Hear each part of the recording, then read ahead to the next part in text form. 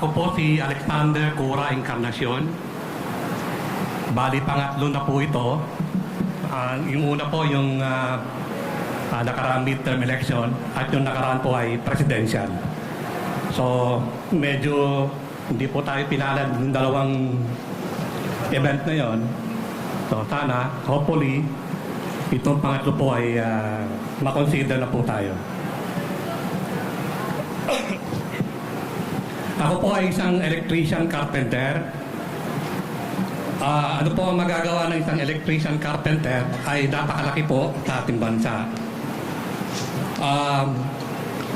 Way back 2017, naka-discover po ako, naka-develop, naka-invento, created ng isang solusyon na magwawakas po sa crimes and corruption po. Ito po ay narehistro sa National Library of the Philippines officially on February 2019 po.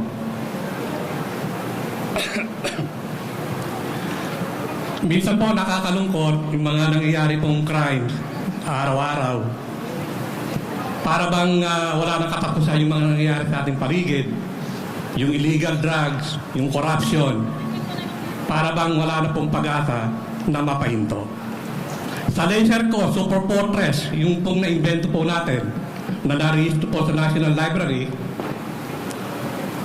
kayang-kaya po wakasan ng laser ko, Super Fortress, ang crimes and corruption in real time po. Halimbawa po, meron po kayong legal, kahit wala pong tao doon, makikita po ng gobyerno yon in real time. Sa totoo lang po, nakita ko na po yung mga listahan ng mga in real time. Malabo na pong gawin po ninyo ang pagbebenta ng illegal drug. Kasi po yon, lahat po ng crimes, dalawang klase po ang kategory ng crimes. Isang crime na involve ang pera o ang love of money at isang crime na hindi involve ang love of money. So doon po nakadesign ang laser ko Super Fortress sa dalawang pong yun, love of money at saka yung crime na hindi involve ang love of money. Karamihan po ng mga crimes na nangyayari po sa atin, involve po ang love of money. Katulad po ng illegal drug. Involve po ang pera dyan eh. Ang scam. Minsan po nalulungkot ako sa mga bangko, sa ating mga gobyerno. Ang sinasabi po ng ating mga gobyerno, ng ating gobyerno, nakakalungkot. Huwag niyo raw ibigay ang OTP, huwag niyo raw ibigay ang inyong password. Huwag niyo pong... Nalulungkot ako sa mga expert. Hanggang ngayon po, wala pong maibigay na konkretong solusyon kung paano po wawakasan yung scam na napakadali lang po.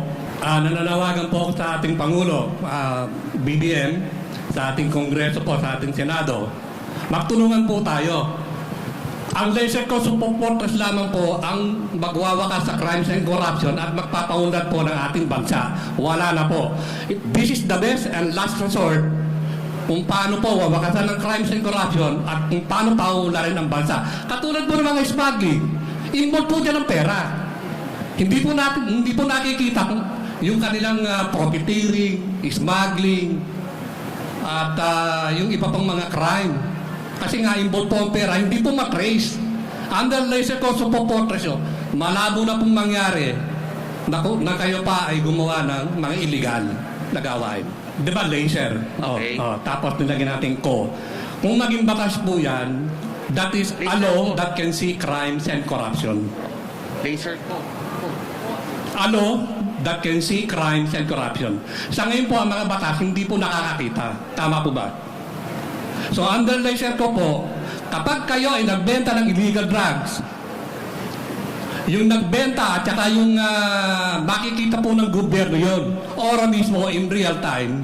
Kaya kung ito po ay mapapatupad ng ating gobyerno, malabo na pong gumawa ng mga illegal ang mga tao. So ang mangyayari po, magkakaroon po tayo ng true lasting peace, prosperity, and security po. Comelec, ako po ay independent. Alam niyo naman, hindi po ako kilala. Kaya nagpapasalamat ako ngayon sa inyo, para pa ng media. Sinasabi po natin ang totoo. Laser ko Super Fortress lamang po, the best and last resort upang wakasan na po ang crimes and corruption at umunlad na po ang bansa. Katulad po ng corruption, under laser ko, malabo na po kayo ay mangurap. Kasi nga po yan, in real time po, makikita po ng ating gobyerno ang pagtanggap ninyo ng pera. Whether you like it or not. Kaya malabo na pong gumawa ng corruption, kahit sino po. Magpapatuloy po ako kasi nga meron po akong tinatawag na laser ko Super Portrait channel sa YouTube. Kung gusto niyo po ng mga detalye kung paano po na-invento yan, na-discover, pati yung mga crimes and corruption, kung paano pahihintuin po, andun na po lahat yun.